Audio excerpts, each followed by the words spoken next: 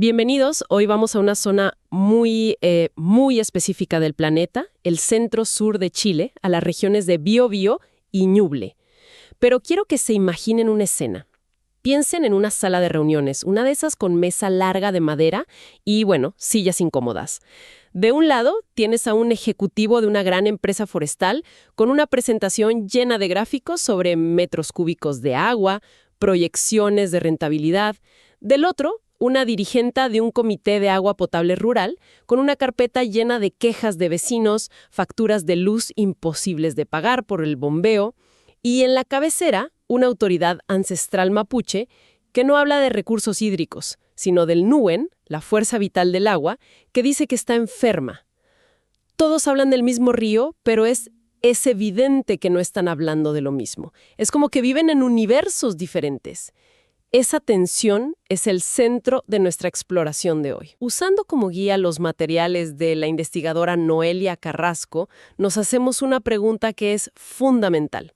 En medio de una crisis hídrica que golpea a todos, ¿cómo se puede siquiera empezar a conversar cuando las visiones del mundo son tan pero tan opuestas?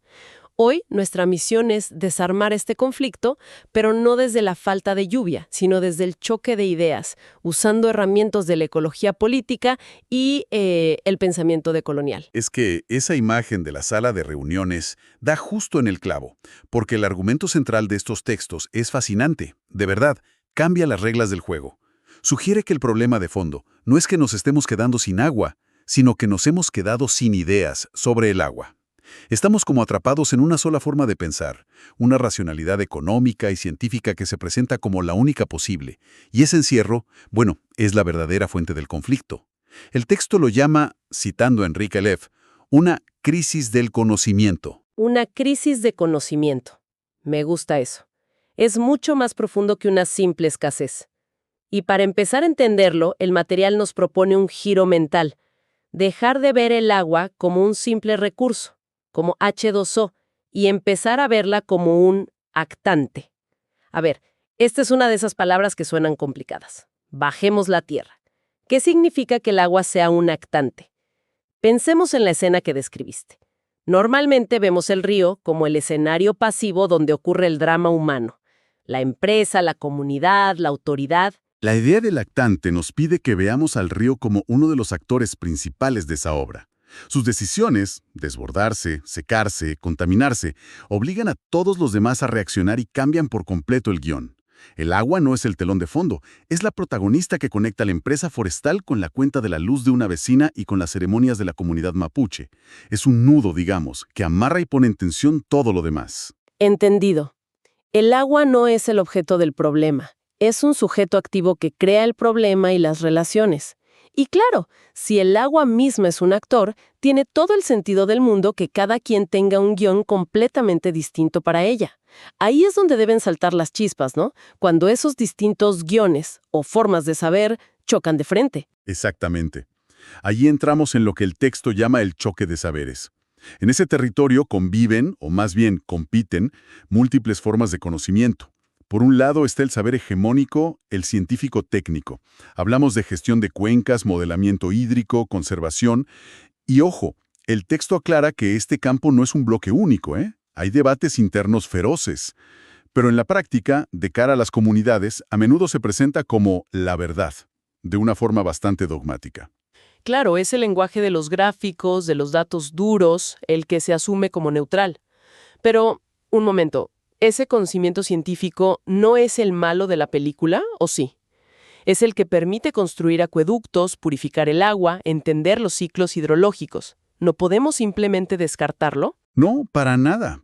El problema no es el conocimiento científico en sí, sino su pretensión de ser el único conocimiento válido. La crítica decolonial que inspira gran parte de este análisis apunta a eso. Hay una frase de Boaventura de Sousa Santos que el texto cita y que es demoledora. La comprensión del mundo es mucho más amplia que la comprensión occidental del mundo. Frente al saber técnico están los saberes locales, la experiencia de los comités de agua potable rural que saben exactamente dónde se rompe la tubería y a qué hora baja el caudal, o el conocimiento ancestral sobre antiguos pozos que las forestales cubrieron. El objetivo no es reemplazar un saber por otro, sino crear lo que de Sousa Santos llama una ecología de saberes, un ecosistema donde puedan dialogar en condiciones más justas. Ah, ahora caigo. Esto no es un debate académico de café. Lo que el texto argumenta es que cada forma de conocer el agua es en realidad un proyecto, un plan sobre quién tiene el poder, quién toma las decisiones y, bueno, quién se beneficia. Es política pura y dura. Precisamente. El análisis identifica 3 grandes proyectos políticos para el agua que están en pugna. El primero, y el más poderoso, es el del agua como bien económico. Es la visión del capitalismo global, la del ejecutivo de nuestra reunión imaginaria. El agua es un input, un insumo para la producción de madera, y el objetivo es gestionarla con la máxima eficiencia para maximizar la ganancia. El agua, o sea, tiene un precio. Ok, ese es el dominante. El segundo sería el del agua como derecho humano. Esta es la visión de la dirigenta, la que apela al Estado para que garantice el acceso a todos, para que el agua sea para beber y vivir, no solo para producir. Es el lenguaje de los derechos sociales, de las políticas públicas. Correcto. Y luego viene el tercero, que es el que produce la ruptura más profunda. Es el proyecto del agua como bien sagrado. Y aquí es crucial entender algo. Esto no es una metáfora poética. Es una cuestión de ontología. Otra palabra potente, ontología. ¿Qué quiere decir en este contexto? Es lo mismo que una visión del mundo. Es más radical que eso. Una visión del mundo es cómo interpretas la realidad. La ontología es lo que consideras que es real. Y aquí está el choque. Para el proyecto económico y el de derechos humanos, el agua es un qué, una cosa, un recurso, un bien, algo medible y gestionable.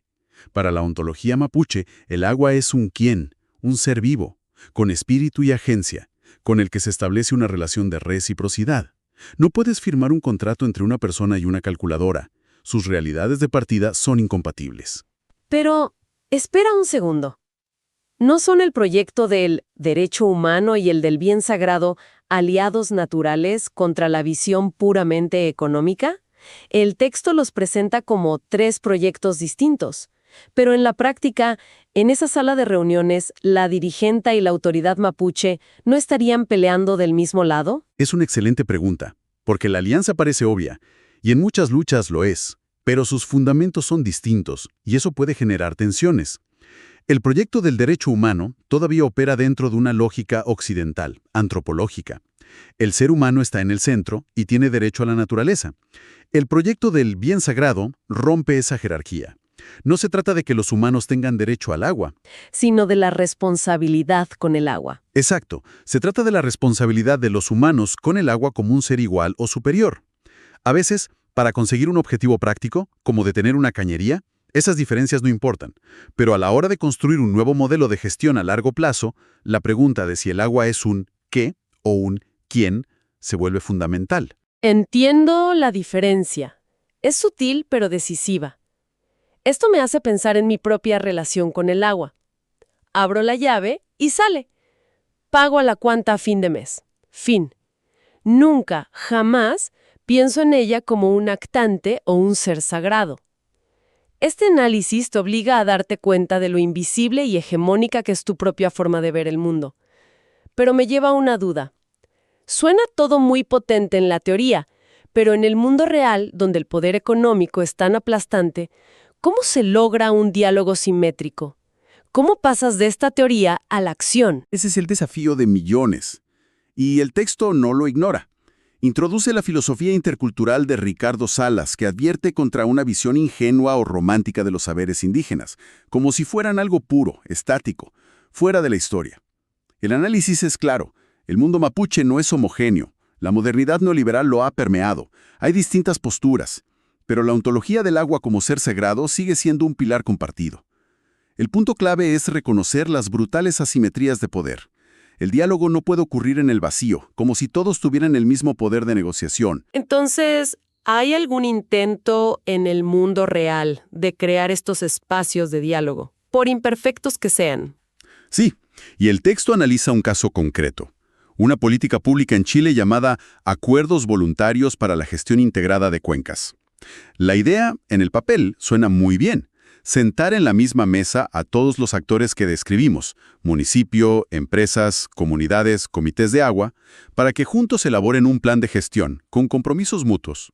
Es potencialmente un laboratorio para esta ecología de saberes. Potencialmente. Intuyo que hay un pero grande, un pero gigante. El análisis advierte que el éxito o fracaso de estos procesos depende de una condición crucial, que no se parta de universales indiscutibles que en realidad esconden la visión de un solo grupo. Dame un ejemplo de un falso universal. Imagina que el facilitador de la reunión, con la mejor de las intenciones, dice: bueno, señores, señoras, creo que todos podemos estar de acuerdo en que lo importante aquí es el cuidado del agua como recurso indispensable para la vida, ¿cierto? Suena inobjetable, ¿verdad? Un punto de partida común. Sí, parece de sentido común. Pero al usar la palabra recurso, sin darse cuenta ya eligió un bando, ya se inscribió en el proyecto del agua como un qué, como un bien económico o un derecho humano. Acaba de hacer invisible, antes siquiera de empezar a hablar, la ontología del agua como un quién, como un ser sagrado. Ya marginó una de las realidades presentes en la sala. Ese es el principal peligro, que el diálogo sea una farsa donde se invita a los otros a la mesa, pero para que hablen el idioma del anfitrión. Es una trampa muy sutil, porque el que usa la palabra recurso probablemente ni siquiera es consciente de que está imponiendo una visión del mundo. La da por sentada, como el aire que respira. Exacto. Y por eso, el texto termina con una reflexión muy honesta sobre el rol de los propios equipos de investigación. No son observadores neutrales con una bata blanca, son actores y deben reconocer que tienen un proyecto político. En este caso, su proyecto es visibilizar y legitimar activamente esos saberes locales y la ontología del agua como bien sagrado. Y el objetivo no es traducirlos al lenguaje técnico para que el poder los entienda, porque eso es volver a subordinarlos. El objetivo es que tengan un lugar propio, vinculante y en sus propios términos en la toma de decisiones. Ok, intentemos armar el rompecabezas. Si tuviera que resumir los grandes aprendizajes de esta exploración, diría 3 cosas. Primero, que la crisis del agua en lugares como el sur de Chile es, en el fondo, una crisis de imaginación. Una crisis causada por la tiranía de una sola forma de entender el mundo. De acuerdo. Segundo, que en el territorio no compiten opiniones, sino proyectos políticos completos sobre qué es y para quién es el agua. ¿Un negocio, un derecho o un ser sagrado? Y tercero, que cualquier solución real necesita un diálogo, pero un diálogo de verdad. Uno que ponga sobre la mesa las cartas del poder y se haga cargo de las asimetrías, para que no sea una invitación a rendirse. ¿Voy por buen camino? Perfectamente resumido. Y si damos un último paso atrás, lo que nos muestra este análisis es que el caso del agua en Chile es un microcosmos de un desafío planetario. La gran pregunta de nuestro tiempo es cómo construimos futuros donde puedan coexistir múltiples mundos, múltiples formas de ser y de conocer, sin que una aplaste, borre o colonice a las demás. No se trata de encontrar una única superverdad, sino de cultivar, como decíamos, una ecología de saberes que nos permita enfrentar problemas que son comunes, pero que nos afectan de formas muy distintas. Y eso nos deja con una reflexión final, que creo que es importante. Si esta crisis del agua puede entenderse como una crisis de conocimiento, ¿cuántos otros problemas urgentes que nos agobian, desde el cambio climático hasta la desigualdad económica o la polarización política, son también el resultado de escuchar una y otra vez la misma historia, una sola forma de saber, mientras hacemos oídos sordos a innumerables otras? Quizás la solución no está en encontrar una nueva respuesta, sino en aprender a hacer preguntas diferentes.